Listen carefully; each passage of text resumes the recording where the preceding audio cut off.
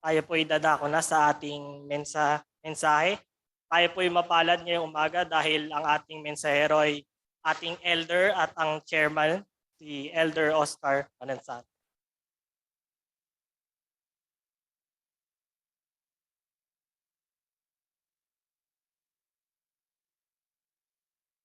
Praise God. Salamat. Yung pong mga Bible ninyo, buksan ninyo dun sa bahaging binasa kanina ng kapatid at tuloy nating pag-aralan, pagkulay-kulayan itong bahaging ito na napakayaman salita ng Diyos at pakinabang para sa ating lahat na mga mananampalataya sa mga panahon. Romans 8. Napaka ganda po niyan. Actually, yung buong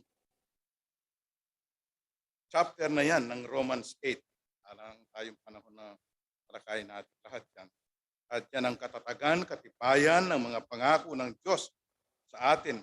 Mga pangakong talagang kahit na kaya nga ang ibang mga manunulat, sinasabing ito na yata ang pinakamagandang aklat sa Bible.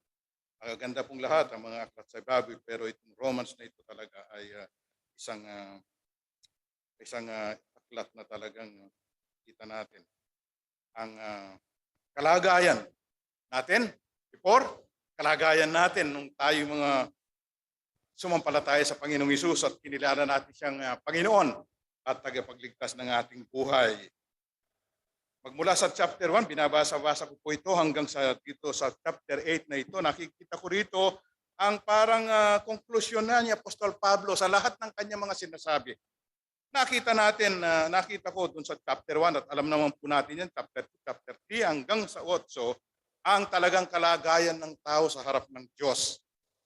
Kahit na yung mga taong nasa mga kabundukan, yung mga taong hindi inabot ng banal na salita ng Diyos, hindi inabot ng mabuting balita ng Ebanghelyo, ay inabot pa rin sila ng Diyos pamagitan ng kanyang sanglilika.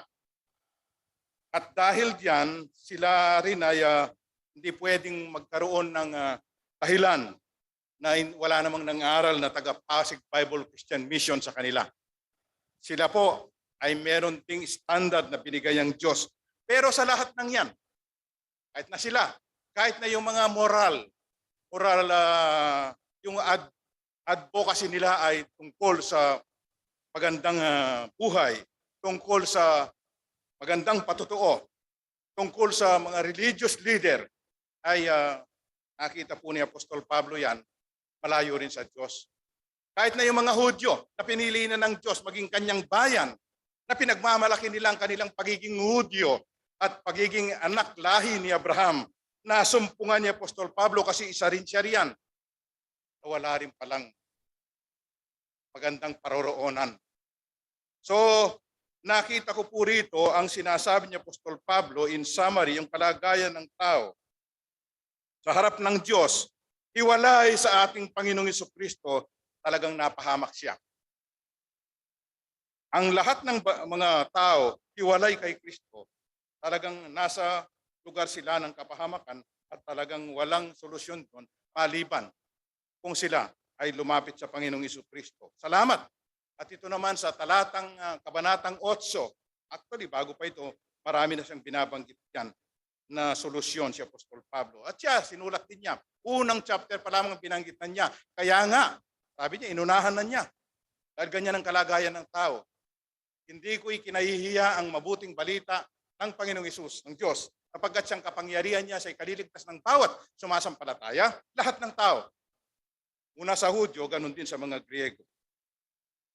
Conclusion po niya, gusto kong basahin ito, ayaw kong lagpasin ito bago tayo dumako dito sa ating pag-uusapan. Sa chapter 3 ng Romans, sabi niya, all people are sinners. Lahat ng tao, ito po ang conclusion ni Apostol Pablo, lahat ng tao ay makasalanan. Dahil makasalanan ng lahat ng tao, ay mapapahamak sila sa impyerno. Ganyan din po ang kalagayan natin bago natin nakilala ang Panginoong Hesus. Napakabigat pong katotohanan nito, pero kailangan po natin pag-usapan sapagkat meron namang solusyon. Ang sabi niya, well, then should be conclude that we Jews are better than others. Kaya po mismo, kasama niya yan. Mas nakakaangat pa tayo kaysa isa? Hindi, sabi niya.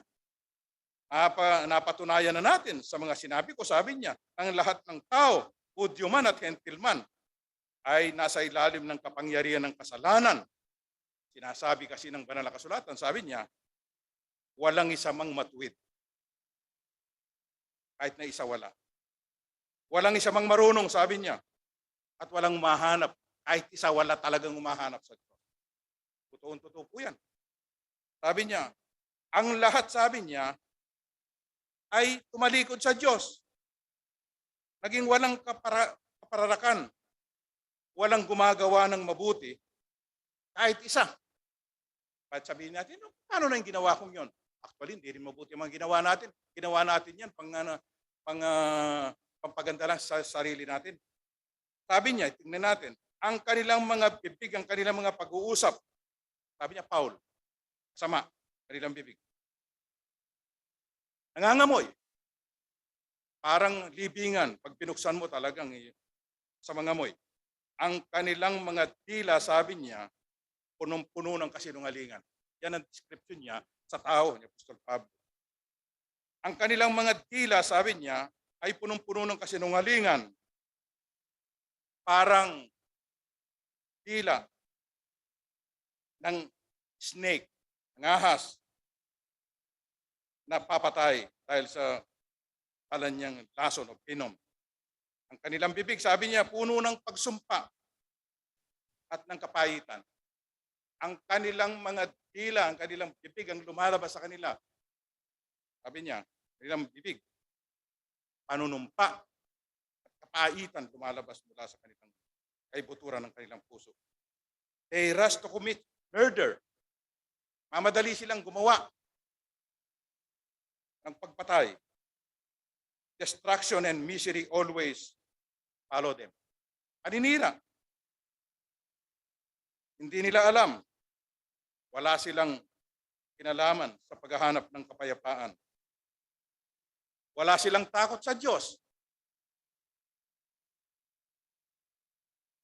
At wala silang pakundangan sa gusto ng Diyos. Obviously, sabi niya, si Apostol Pablo, the law applies to those whom it was given. Kahit na yung mga nagpailalim sa mga kautusan katulad ng mga Hudyo, di sila pumasarian. Anong gagawin natin ngayon? Salamat sa Diyos. Meron po siyang sinasabi. Kahabagan lamang ng Diyos. Yan ang pag-aralan natin kanina. Ang kinanta natin kanina. Puro ganyan ang binabanggit. Nais kong basahin dito sa isang salin ang gusto kong ipaabot sa inyo. Romans pa rin po ito.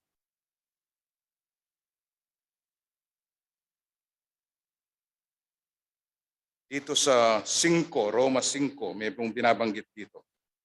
Ganyan po ang kalagayan ng tao. Salamat sa Panginoon. Sa kabila niyan, ito ang ating larawan. Ito ang ating kahinatnan sa harap ng Diyos. Pero salamat, hindi po pumapayag ang Diyos na manatili tayong ganyan. Gumawa siya ng solusyon para sa atin. Ang sabi po niya sa talatang chapter 5 naman ng Romans, isang pagitan lang, dalawang pagitan lang na chapter. For when we were still without strength, in due time, Christ died for the ungodly.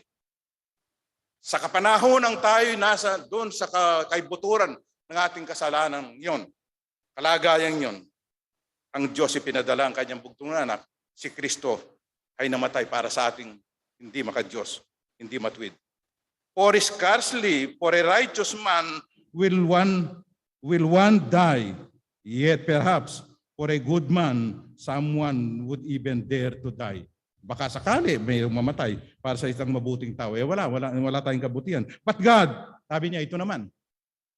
Ipinamahalas ng Diyos ang kanyang pag-ibig sa atin. Samantalang tayo nasa kaibuturan ng kasalanan yon, si Jesucristo ay namatay para sa atin. Wala tayong puhunang masasabi riyan.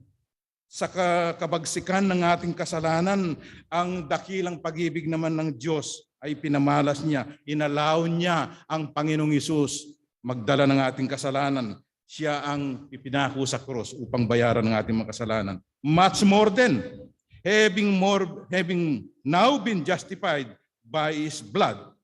Ito ang nag-justify sa atin.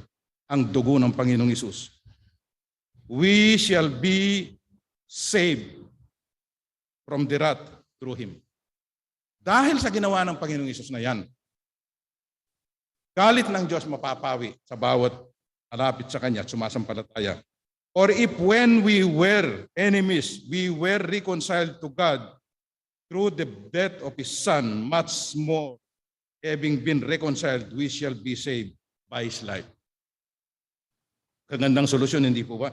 And not only that, but we also rejoice in God through our Lord Jesus Christ, through whom we have now received reconciliation. Balik na tayo sa ating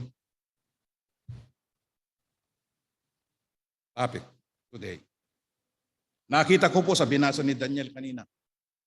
Gandang pagkabasa sa Tagalog. Ulit-ulit. Sabi niya yung hiwalay sa Diyos.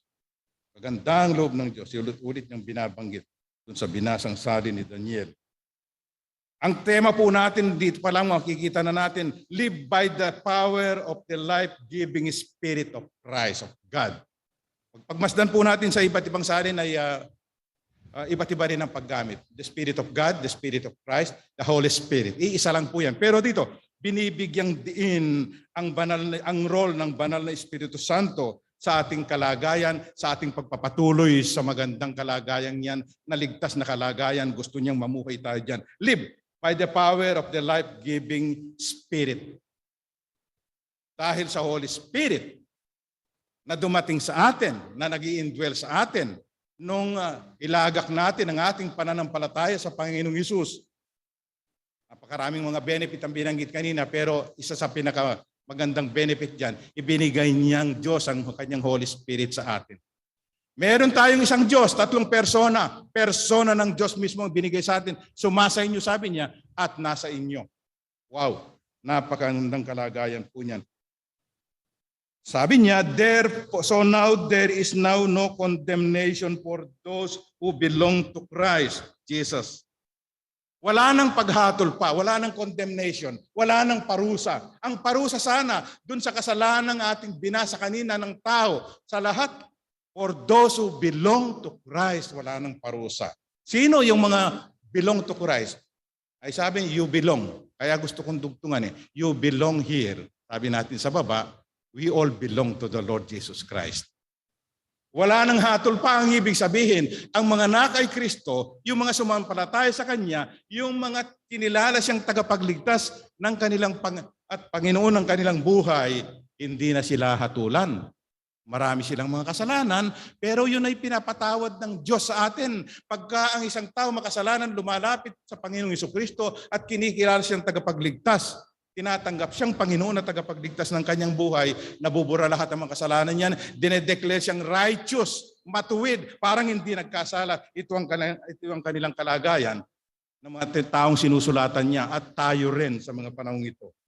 Sabi niya, and because you belong to Him, the power of the life-giving Spirit. Inuulit-ulit po niya yan. Ang kapangyarihan ng life-giving Spirit, the Holy Spirit, capital S yan, has set you free from the life of sin and death. Meron pong batas na kumikilos sa ating mga buhay. Nung bago natin tanggapin ang Panginoong Jesucristo, whether we like it or not, kalaban tayo ng Diyos, enemy tayo ng Diyos. Bago natin tanggapin ang Panginoong Jesucristo at siyempre, wala pang Holy Spirit sa atin, wala tayong kakayanan paglabanan ng kasalanan.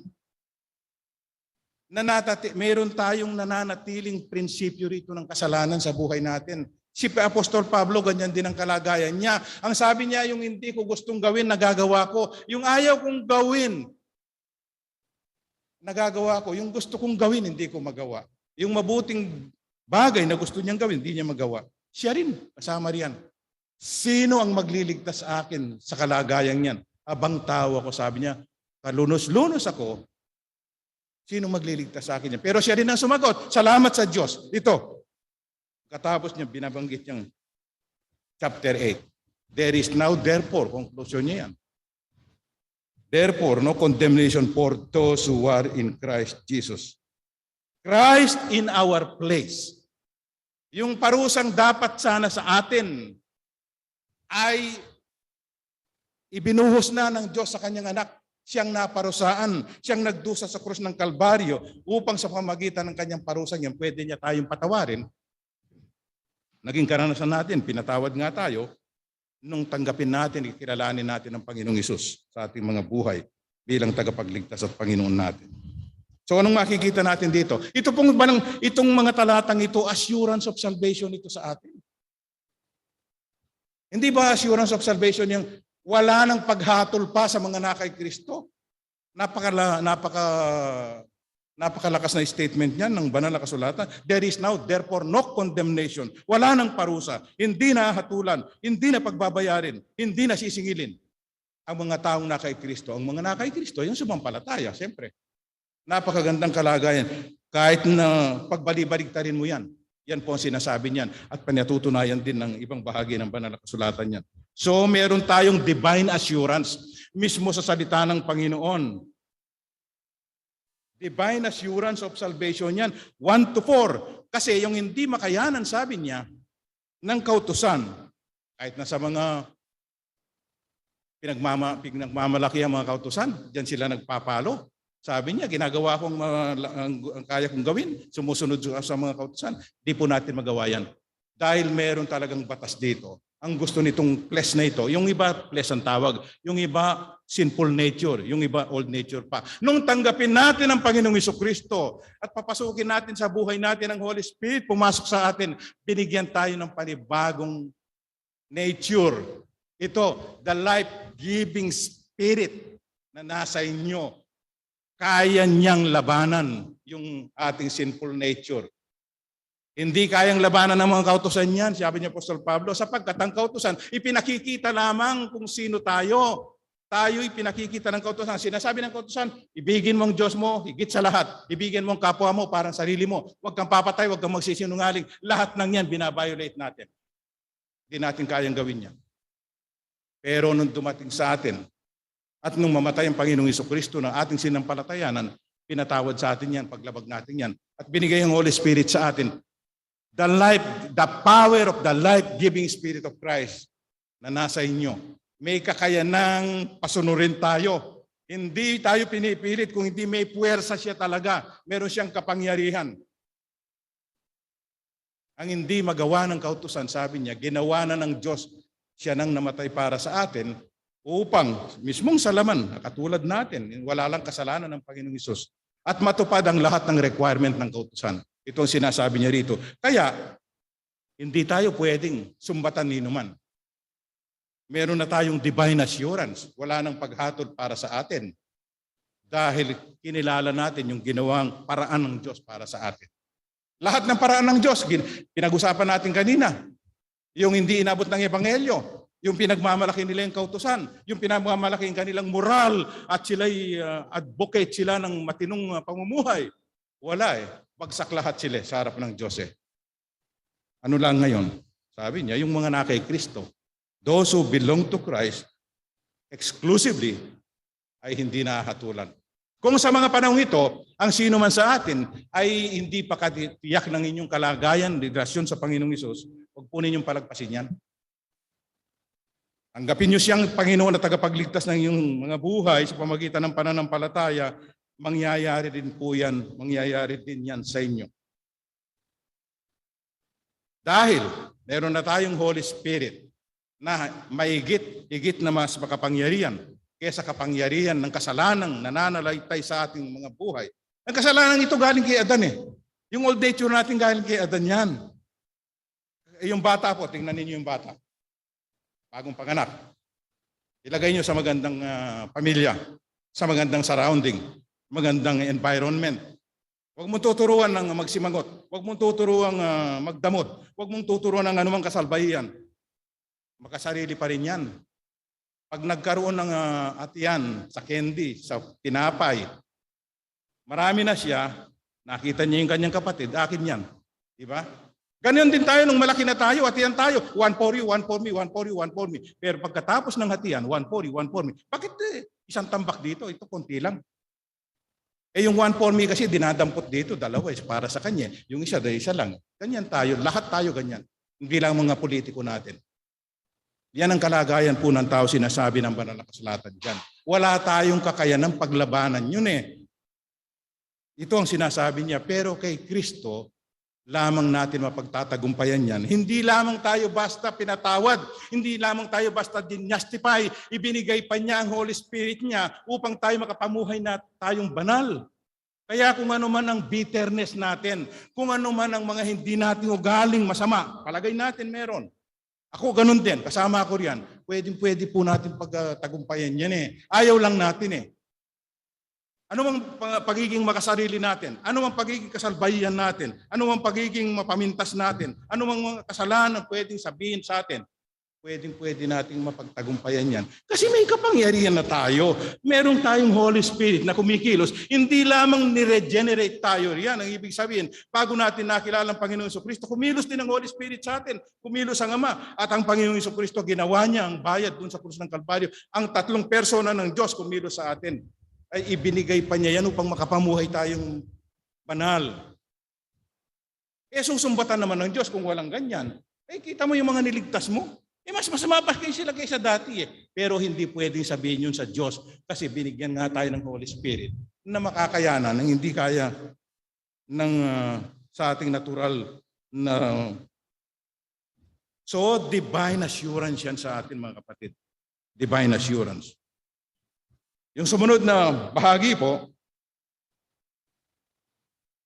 meron tayong divine assistance sa Holy Spirit. Ang sabi niya, wala tayong obligasyon na sumunod pa tayo. Ang operative word dito, sabi niya, no longer be controlled by your sinfulness, nor longer be ruled by your sinfulness, no longer be slave by your old self because of the Holy Spirit that has been given to us. May Holy Spirit tayo, ang sinasabi niya, the operative word, hindi na tayo kontrolado ng ating dating masamang pagkatao. Hindi na tayo slave. Hindi sinasabi ng banal na kasulatan na hindi tayo magkakasala pa rin tayo, pero hindi tayo kontrolado ng kasalanan, ng old self natin, yung old sinful self natin. Parang dun lang tayo talagang nakatuon noon. Kahit anong gawin natin, hindi na gayon ngayon. Hindi na, yung kanyang control over us, wala na. Yung slave, walang karapatan niya sa kanyang sarili. Hindi na tayo ganun. Dati, slave tayo ng kasalanan. Kahit ayaw natin, kasalanan ang nagagawa natin. Kasama na si Apostol Pablo. Pero sabi niya, hindi na kayo ganun ngayon. Because of the life-giving power, of the life-giving spirit na dumating sa inyo. So meron tayo rito, divine assistance. The Holy Spirit is assisting us already. Is giving us power to overcome yung mga sarili nating weakness. The Holy Spirit is teaching us. Hindi ba yung teacher siya? The Holy Spirit is our advocate. The Holy Spirit is our helper. The Holy Spirit ang siyang umaaliw sa atin sa lahat ng ating kahinahan. Ito ang ginagawa niya sa ating mga buhay. Hindi na katulad noon, alipin tayo. Nagmumukmuk tayo sa isang sulok, wala tayong magawa, talaga naman wala tayong magagawa dahil wala naman tayong kapangyarihan higit doon eh. Pero nung dumating ang kapangyarihan ng Holy Spirit, yung hindi natin kaya, nakakayanan natin. Itong sinasabi ni Apostol Pablo. Meron tayong assistance, divine assistance in the person of the Holy Spirit. Yung law yan eh. Law of gravity. Meron ba akong barya? Ano mang weight na iagis mo sa taas, babagsak siya. Talo siya sa, ito ang nature niya. Parang ganun tayo noon, kasalanan natin. Pero iagis mo yung buhay na ibon. Anong mangyayari? Lilipad siya. Iyon ang binigay sa atin, parang ganyan paglarawan sa Holy Spirit. Yung nung naimbento, yung aerodynamics, ni Pastor Alan, yan, alam niya yan. Dati sinasabi ng mga matatanda, darating daw ang panahon, yung bakal lilipad. Walang maniwala. Lumipad nga yung bakal. At yung bakal, may dala siyang 350, 400 persons na sakay-sakay. At ang kanilang mga bagay, higit pa riyan, may dalawa sila, meron pang kung ano-anong hawak nila. And carry. Kasi bigat nila, mabigat pa riyan. Meron pa sariling daladalang ibinayad na bagay yan. Ililipad ng bakal because na-invento ng aerodynamics. mas mapuwersa kaysa bigat nito. Nung dumating ang Holy Spirit sa atin, mas mapuwersa yung kasalanan yan, hindi natin kaya yan. Pero dito, meron na tayo Holy Spirit na mas mapuwersa kaysa kasalanan natin. Yan ang binigay ng Panginoon sa atin. Yung buoyancy ng water. Yung hindi marunong lumangoy, malulunod talaga eh. Kaya nilagnat itong batang ito, naligo pala ng 5 oras. Kahit na sino, huwag kayo maliligo ng 5 oras sa swimming pool. Talaga lalagnatin kayo. Sumobra yan. Muslim lang ang may kakayanan yan. Kahit na 2 araw yan, pwedeng maglangoy-langoy yan. Yung buoyancy. Kasi, mas mabigat tayo kaysa water. Pabagsak tayo. Pero pag marunong ka, may hangin ka sa tiyan, ay hindi ka lulubog. Maliban na lamang, nandun ka sa Dead Sea. Si Ate Linda, pumatong pa sa akin dito, kahit nasisisid tayo, ang sabi ko kay Pastor Chito, nagyaya kasing pumunta tayo ng Israel. Murang-mure. Kesa dito sa taga-Parkwood na yung kakilala ng ate mo, dati niyang kasing mahal yung kanya. Mahigit ng 4,000 eh. Hindi pa kumpleto. Kay Pastor Chito, 2,650 lang. All-inclusive na, pati airplane. Ang sabi niya, iipon siya ng number. Ang sabi ko kay Pastor Tito, sabi niya, magpabautismo tayo uli sa ilog ng Jordan. Para para mga meaningful ang ating travel. Ang sabi ko, ako hindi lang sa Jordan, pati sa Red Sea, magpapabautismo ako. Ang problema ko lang, kako hindi ako lulubog doon.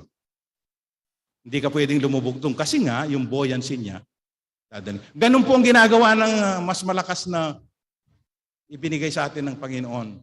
Ang Holy Spirit, ang hindi natin mapalitan sa ugali natin, ang hindi natin mabago sa sarili natin, kayang-kaya niyang baguhin.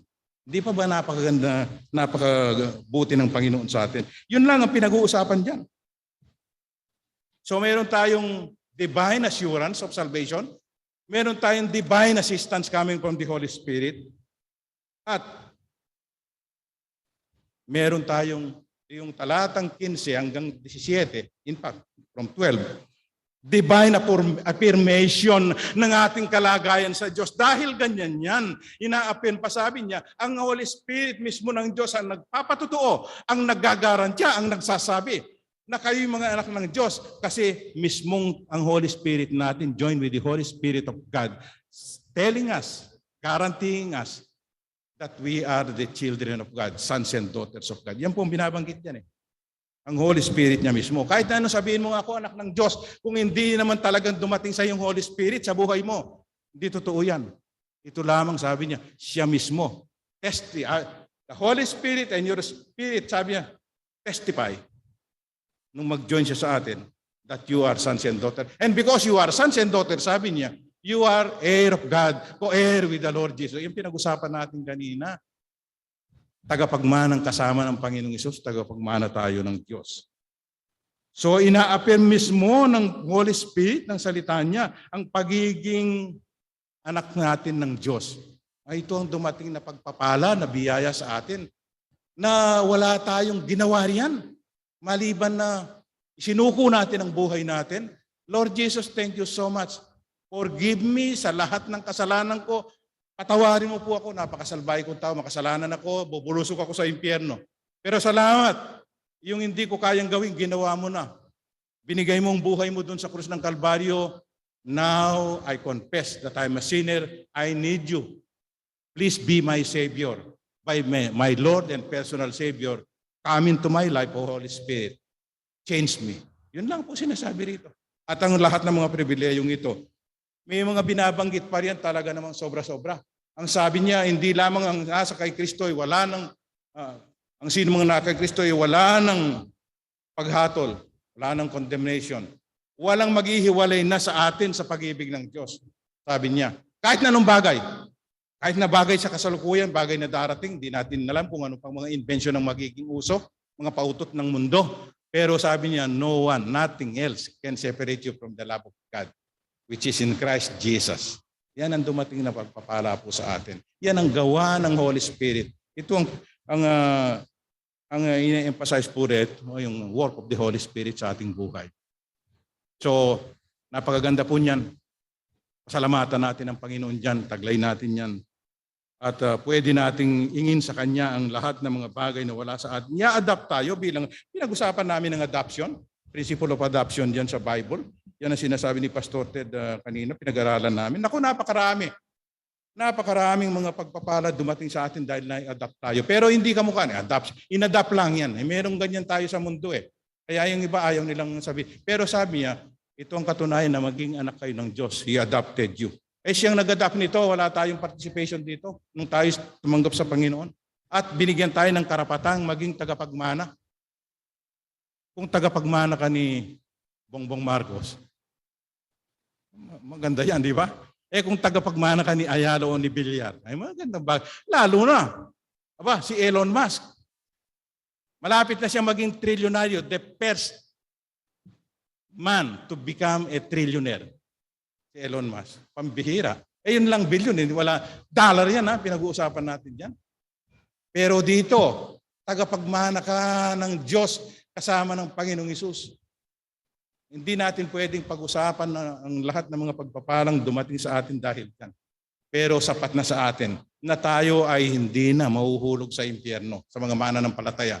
Na tayo anak na ng Diyos at ang karapatang bilang anak ng Diyos na tumatahan sa atin ng Banal na Espiritu Santo. Sabi niya, hindi na siya alis sa inyo, siya sa inyo, at hindi na siya alis sa inyo magpakailanman. At dito sabi niya, siya rin gagarantya sa inyo. Yung dulong natin. Ang Holy Spirit na ito, sabi niya, kapangyarihan ng Holy Spirit na nagbigay kapangyarihan upang bumangon ng Panginoong Jesucristo. Di ba ang Panginoong Jesucristo ipinako sa krus? Inilibing sa ikatlong araw muli siyang nabuhay. Ang Holy Spirit, the power of the Holy Spirit ang nagbigay kalakasan upang bumangon siyang muli. Bagamat sa ibang banda, sinasabi rin niya, I have power to give my life voluntarily and I have power to get it back again, sabi ng Panginoong Jesucristo. Pero maraming sinasabi ang Banal na Kasulatan, the Holy Spirit, dito, isa na. Verse 17 ng 8. Sabi niya, ito rin kapangyarihan ito na bumuhay sa Panginoong Jesucristo, ang siyang bubuhay sa inyong katawang nasisira. Mabubulok kasi ang katawan natin ito eh. Itong mahal na mahal nating katawang ito, masisira ito, ililibing ito. Pero papalitan daw ito kagaya ng katawan ng ating Panginoong Jesucristo. Basahin niyo yung dulo. Yan ang sinasabi niya. 8:17. Ang kapangyarihan yan na bumuhay muli sa Panginoong Hesus mula sa kamatayan, sabi niya, siya ring bubuhay sa inyo. Parehong-pareho tayo. Ang sabi lang namin, hindi tayo magiging Diyos. Tayo anak ng Diyos, pero hindi natin kailanman magiging Diyos tayo. Ang Diyos ay isa lamang, Panginoong Hesus. Ang Diyos na nagkatawang tao. Unique Son of God, the beloved Son. Beloved din tayo, pero hindi tayo unique. Walang katulad dito. He is King of Kings, Lord of Lords, the great I am. Never tayo maging ganon. Sinabi natin kay Pastor Ted. So pero other than that, nakikita natin daw ng mukhaan pagdating ng panahon ng Panginoong Hesus, ay magiging kakanya. Tama naman. Kasi nandun tayo sa kanyang lugar eh. Naghahanda siya ng lugar para sa atin. May enjoy natin yon. So yan po. Divine assurance. Divine assistance. Yung assistance that only the Holy Spirit can provide sa tao. Ang mananampalataya, pasensya, hindi po kasama riyan. Pagkatapos yung ating divine affirmation, ina-affirm niya itong katotohanan ito ng ating kalagayan sa Panginoon. Kaya, di pa po huli ang lahat. Today is Father's Day. Samantalain natin yan. Lalo nating manamnam ang kabutihan ng Diyos sa atin. Sa Father's Day na ito, ay pangaral ang mabuting balita sa atin. Nakita natin ang magandang kalagayan ng mga taong they belong to the Lord Jesus Christ. Wala nang paghatol sa kanila. Ako meron na akong Father's Day's gift. Pinaamoy ko kay Ate Jo ang kanina. Amoy leather. Yan. Lalo na yung gift natin galing sa Diyos. Sa ating talagang amang walang hanggang ama. Pagpalain po tayo ng Panginoon at magsiyuko po tayong lahat, pasalamatan natin siya. Yan. Divine affirmation, divine assurance, divine assistance. All coming from the Holy Spirit. Salamat sa mga salita mo, Amang Diyos. Salamat sa iyong mga katunayan ng iyong pag-ibig, guarantee sa amin. Salamat. Hindi walang kabuluhan ang aming paglilingkod sa inyo. In fact, pasasalamat na lang po namin itong mga ginagawa namin dahil sinicure mo na ang aming buhay, ang buhay na walang hanggan kay Kristo. Salamat, Holy Spirit, sa iyong pagkilos sa amin. Salamat sa iyong pakialam sa aming buhay. Continue to lead us, continue, allow us to live in the power of the life-giving Spirit that is in us already, O Lord, the Holy Spirit. Thank you so much for all your goodness. Thank you for today. We celebrate Father's Day, and we thank you for all the fathers that are here present, O Lord, even sa ibang mga churches po namin. Nagpapasalamat kami. Ikaw talaga ang aming dakilang Ama. Ikaw ang nagpapala sa amin, provider, protector, at ikaw ang nangako sa lahat ng mga buting bagay. Hindi mo ipagkakait sa amin. Pagpalain mo itong mga katotohanan ito, ang assurance po ng aming kaligtasan, ang tulong na nanggagaling sa Holy Spirit, at ang confirmation, affirmation ng mga salita mo. Kami nga, anak mo, dahil ang Holy Spirit nag-join sa aming spirit na katotohanan, garantiyahan talagang anak mo nga kami. Salamat. Ito'y naitala sa mga salita mo. Hindi mapapawi, hindi pwedeng pasubalian. Pagpalain mo kami sa araw na ito, Lord. Pinabalik namin sa iyo ang lahat ng pasasalamat, pagpupuri. Alang-alang sa pangalan ng aming Panginoong Hesus. Amen.